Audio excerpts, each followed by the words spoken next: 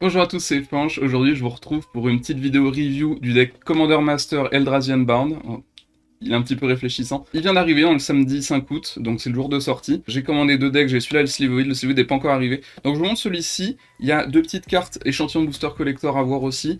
Donc vous allez voir si j'ai un truc bien ou pas. Et puis je vais vous parler du deck, de ce que j'en pense, si on peut un petit peu l'améliorer ou si bon, c'est pas une bonne idée de l'acheter. Alors on commence tout de suite. Alors dans ces decks, on a évidemment un deck, magnifique, dans une deck box, bon, tout ce qu'il y a de plus classique en carton. Qu'est-ce qu'il y a d'autre dans la boîte? Il n'y a pas grand chose, enfin c'est juste pour faire joli, et puis il y a des tokens de merde, bon tout le monde s'en fout. Alors ces decks là ils sont plutôt chers, il n'y a pas vraiment de prix officiel parce que ça fait un moment que Hasbro ils font plus de prix officiel. Enfin, Hasbro Wizard, tout ça, tout ça. Moi, je crois que je l'ai payé 76 € celui-ci. Non, ou alors 76 €, c'est le Slivoid. Celui-là, je l'ai payé un peu plus cher, je vais le payer 85. Sachant que maintenant, c'est compliqué à trouver à moins de 100 €. Il y en a qui le vendent même à 150. Donc, c'est des decks Commander préconstruits. Donc 100 cartes toutes différentes, prêtes à jouer au format Commander évidemment. Avec donc deux cartes bonus, on va voir ce que ça donne. Parce que ça, c'est l'extension qui est super chère et que j'achèterai probablement pas. Donc on a un commandeur super épais, qui est donc l'Eldrazi, qui donne la cascade à tous nos sorts de valeur de mana 7 ou plus, enfin la double cascade, pardon, et qui coûte 6 à jouer pour une 7-4, donc ça va être un petit peu rigolo. Donc le thème du deck, c'est évidemment les Eldrazi, sauf qu'en fait, il y en a que 10 dans le deck, c'est pas vraiment les Eldrazi. Comme on peut voir, par exemple, avec les tokens, il y a de la manifestation, il y a des Phyrexiens, c'est un petit peu étrange, en fait, ils ont pas fait vraiment Eldrazi, ils ont fait plus un deck colorless, sans couleur, en français, enfin incolore plutôt. Il y a quand même des Eldrazi dedans, mais il y en a que 10. C'est un petit peu compliqué quand on fait un deck à thématique sur les Eldrazi. Alors, donc, le commandant, donc ça c'est la vraie carte qui est plus fine que l'autre, si on compare. Voilà, on voit quand même. Sympathique. Donc elle est en foil, mais par contre le foil il est pas très évident. Un petit peu du mal à le voir, ils ont été un petit peu timides là-dessus. Donc ça c'est le commandant alternatif, qui n'est pas un Eldrazi, qui est un Naga, et... Ah, ça va être un des premiers problèmes que j'ai avec le deck, c'est qu'il y en a un deck qui fait de la cascade. Donc je rappelle la cascade, quand on joue un sort de valeur 7 ou plus, on révèle la carte du dessus de notre bibliothèque. Si elle a un coût moindre que la carte qu'on vient de jouer, on va pouvoir la jouer gratuitement. Sauf que là, on se retrouve avec des cartes qui ont X dans le coup, donc là on a double X en l'occurrence. Si on fait la cascade sur le commandeur alternatif, ça va faire un X égale 0, et donc il va arriver en jeu avec 0 compteur plus 1 plus 1, donc il va mourir immédiatement. Donc globalement, c'est une très mauvaise idée d'avoir construit le deck comme ça, donc je sais pas trop ce que Wizard ils ont pensé quand ils l'ont fait.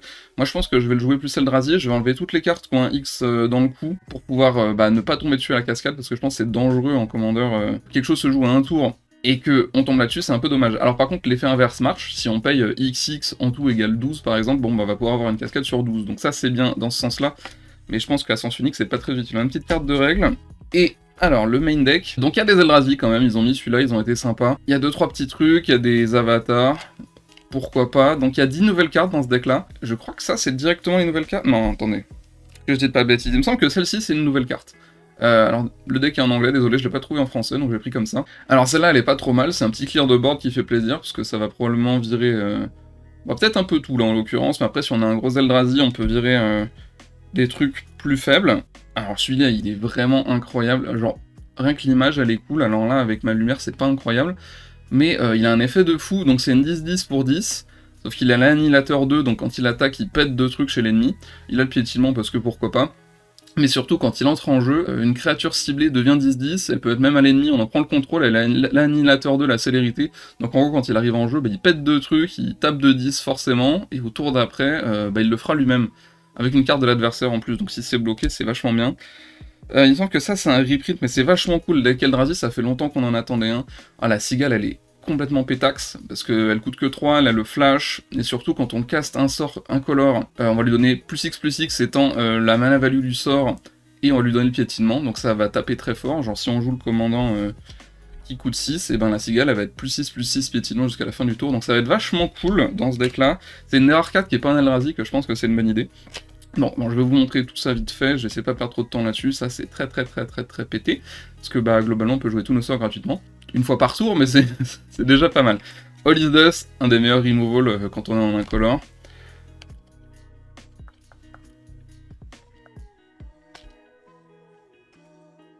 Un petit Hugin pour réduire les coûts, éventuellement, pourquoi pas.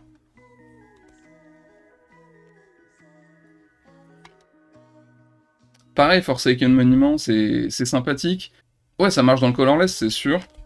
mais après c'est pas forcément ciblé Eldrazi. Et c'est un petit peu le problème que je fais au deck. Genre ça c'est vachement bien aussi, enfin c'est bien quand ça marche quoi. Mais est-ce que c'est vraiment intéressant dans ce deck-ci? Parce que il y a beaucoup d'artefacts quand même. Après, pourquoi pas, hein, il y a quand même des bonnes cartes, le deck est bien construit. Mais en fait, le plus gros problème que ce deck il a, c'est que bah, comme tous les decks de Commander Master, ils coûtent environ 100€, mais il y a quasiment à peine 100€ de valeur dedans, en fait. Donc c'est des decks qui auraient dû coûter 40€, qui sont vendus à 100€ parce que tout le monde dit « Ouah, c'est les Eldrazi, c'est les Slivery, c'est trop bien. Alors il faut augmenter le prix, mais en fait, c'est un peu une idée de merde. Donc moi je l'ai acheté parce qu'il a l'air intéressant, j'ai envie de tester de le jouer, ça fait longtemps que je voulais jouer à un deck Eldrazi. Mais en vrai, si vous débutez un peu dans le jeu, que vous connaissez pas grand chose aux cartes ou quoi, autant acheter d'autres decks qui vont peut-être coûter moins cher, qui auront plus de valeur de cartes dedans. Enfin si vous savez pas, si vous voulez pas précisément jouer Eldrazi, vous aurez plus de valeur à acheter autre chose. Par exemple les decks Warhammer, alors c'est Warhammer après, ils avaient bien plus de valeur, les prix ont baissé, donc on peut les avoir pour une cinquantaine, soixantaine d'euros. Les decks Seigneur des Anneaux, alors ils viennent de sortir il n'y a pas très longtemps, donc ils coûtent encore relativement cher. Par contre, il y a beaucoup plus de valeur de cartes dedans. Ou même les decks March of the Machines, qui sont sortis en avril dernier. Ils coûtent ouais, la trentaine, quarantaine. Alors, ils restent relativement chers, mais bon, à un moment donné, Wizard ils faisaient des decks à 20€ qui étaient vachement bien aussi. Donc là, avoir ces decks-là à 80€, c'est un petit peu abusé selon moi.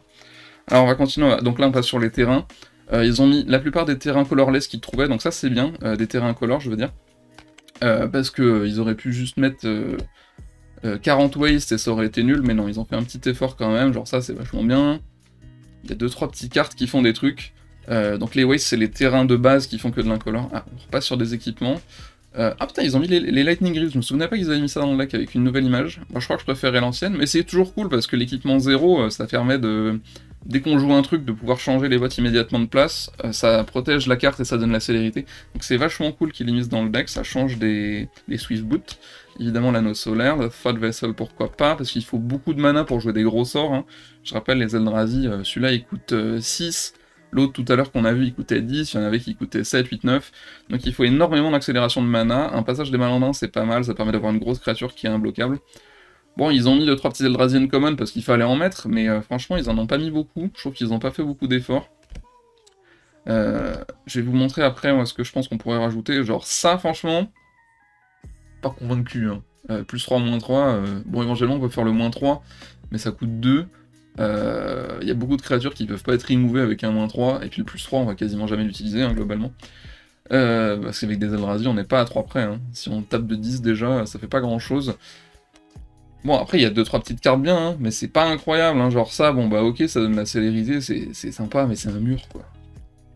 Alors ça, c'est cool, ça c'est sympa aussi, bon ça, c'est complètement inutile, on tape déjà de 10, ok, on peut taper de 20, mais enfin la 10-10, ça va être bloqué, à part si elle a le piétinement, éventuellement, et encore, ça coûte quand même 5 à mettre et équiper.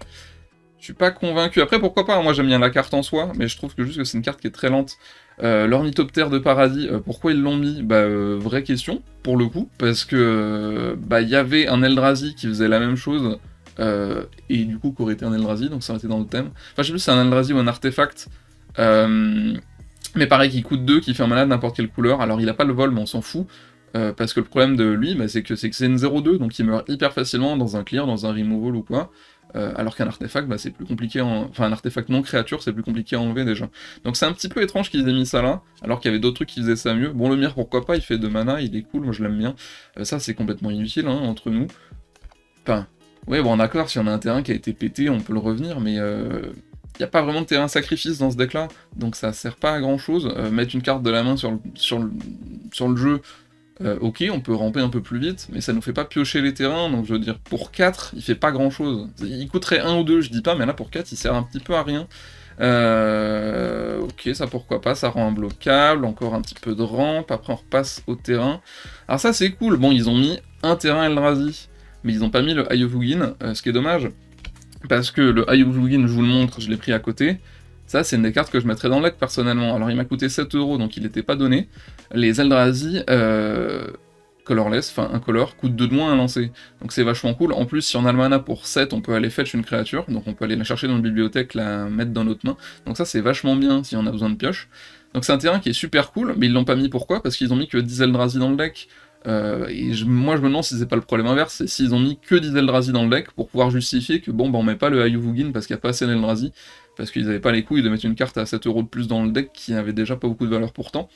Donc je trouve ça un petit peu dommage. Donc moi je vais le rajouter, je vais enlever comme j'avais dit les cartes qui coûtent X dans les coups parce que c'est une mauvaise idée, je vais mettre des Eldrazi à la place. Et je pense que c'est ça qu'il faut faire pour que le deck tourne un peu mieux, c'est on met plus d'Eldrazi à la place de cartes qui servent un petit peu à rien. Parce que des Eldrazi qui coûtent pas grand chose, il y en a, hein, des Eldrazi qui coûtent 3-4, il y en a, ça existe. Alors je crois que la plupart elles sont colorées, enfin elles ont de la couleur dans leur dévotion. Donc c'est pas forcément jouable dans ce deck là, mais je suis sûr que si je cherche un peu, je vais pouvoir trouver les bons Eldrazi à mettre dedans. Alors ça c'est cool, ils ont mis les 3 terrains d'Urza, donc si on contrôle les 3 en même temps, on peut faire plein de mana, donc ça c'est vachement cool. Moi je les avais mis de côté avec des bordures blanches déjà, quand j'avais prévu de me faire le deck Eldrazi. Du coup, bon bah c'est sympa qu'ils les aient réimprimés. Je me demande si je vais pas mettre les bordures blanches, parce que je trouve que ça leur donne un style cool. Mais en tout cas, je trouve que c'est une bonne idée de les avoir mis dans le deck. Ils l'auraient pas forcément fait, mais c'est bien. Et donc là forcément les wastes, qui sont les terrains de base. Alors c'est cool, ils sont sympas, ils ont mis 2 images, c'est sympa. Par contre, je suis pas convaincu du petit symbole. Avant ils avaient un... Bah, comme les terrains de base qui ont un gros logo, ils avaient mis un gros logo de mana incolore qui était plus joli. Du coup, je trouve ça un petit peu moche d'avoir fait ça comme ça. Mais bon, après ça, c'est au goût de chacun. Donc il y a plein de terrains de base. Franchement, c'est utile, hein. En plus, ces cartes-là, il me semble qu'elles n'étaient pas données. À un moment, elles étaient vers les 1-2 €. Donc bon, bah, réimprimer plein comme ça, c'est cool, ça les rend accessibles. Mais je suis pas encore totalement convaincu de la mana base du deck, même si, bon, elle marche globalement. Hein. Ils ont mis plein de terrains qui font piocher, qui font des trucs, qui font des machins.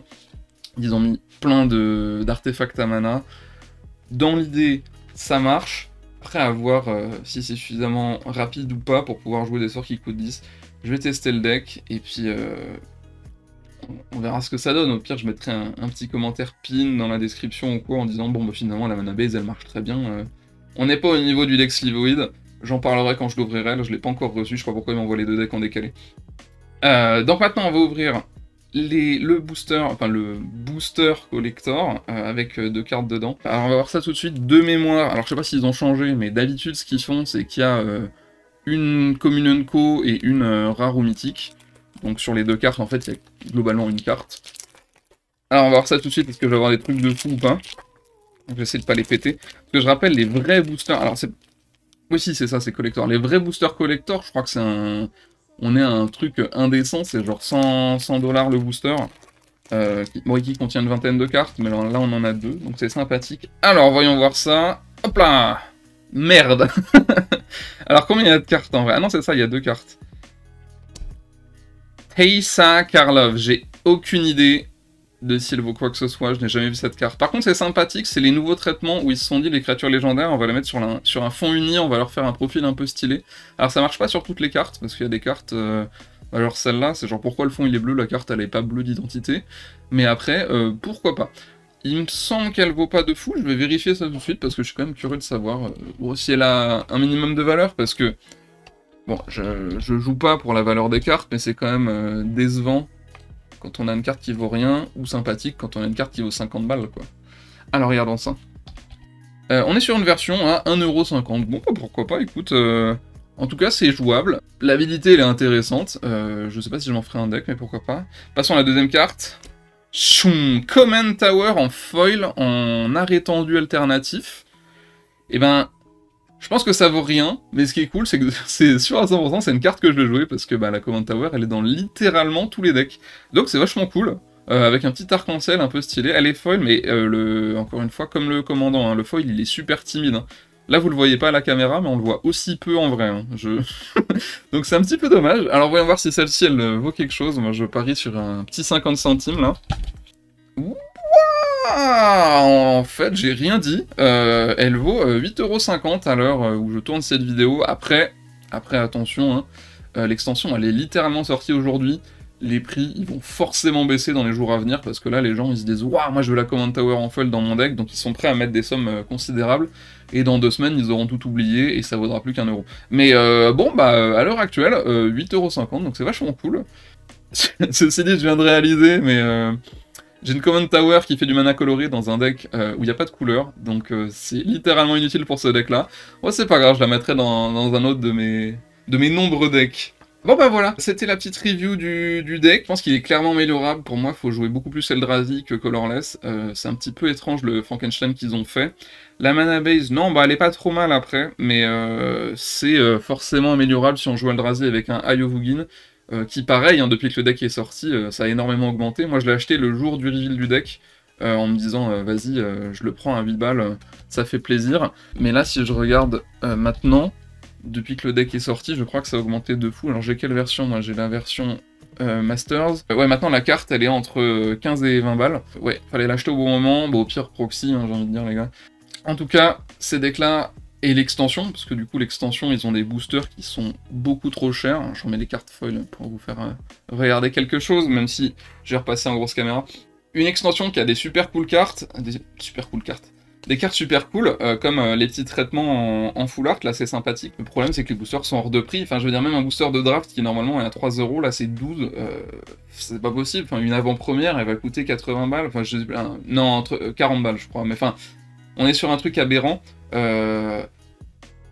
Wizard, calmez-vous sur l'argent, vous en avez déjà suffisamment, enfin il y a un moment donné, je comprends plus quoi. Je pense que je vais arrêter d'acheter des cartes et je vais juste faire des proxys. Hein. Après, c'est super cool d'avoir les vraies cartes. Hein. Le feeling de la carte, c'est vachement cool. En plus, le foil est joli. Mais à un moment donné, faut pas prendre les gens pour des pigeons. Le deck Sliveid que je vais vous review juste après dès que je l'aurai reçu, c'est pareil. Il vaut vachement moins le coup que celui-ci d'acheter. Donc si vous devez en acheter un de ces quatre-là, prenez celui-ci, prenez le deck Eldrazi.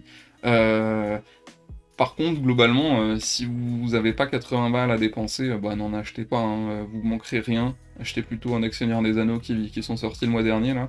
Ils valent plus le coup. Mais j'avais envie de jouer Eldrazi, donc c'est pour ça que je l'ai pris. Voilà, je vous dirai ce que j'en pense une fois que je l'aurai testé, je vais probablement le tester ce soir. Enfin bref, merci d'avoir regardé cette vidéo, parce que oui, je fais une double outro, là, c'est n'importe quoi. J'espère que ça vous a plu, dites-moi ce que vous en pensez, parce que j'en fais pas beaucoup des vidéos ces temps-ci, et c'est peu dire. Donc dites-moi ce que vous en pensez, si vous voulez d'autres reviews du genre. Je vais essayer de faire des ouvertures de boosters si j'en achète à un moment donné. Le problème c'est que ça coûte cher, donc je vais peut-être pas en faire, on verra, l'avenir nous le dira. Et puis portez-vous bien.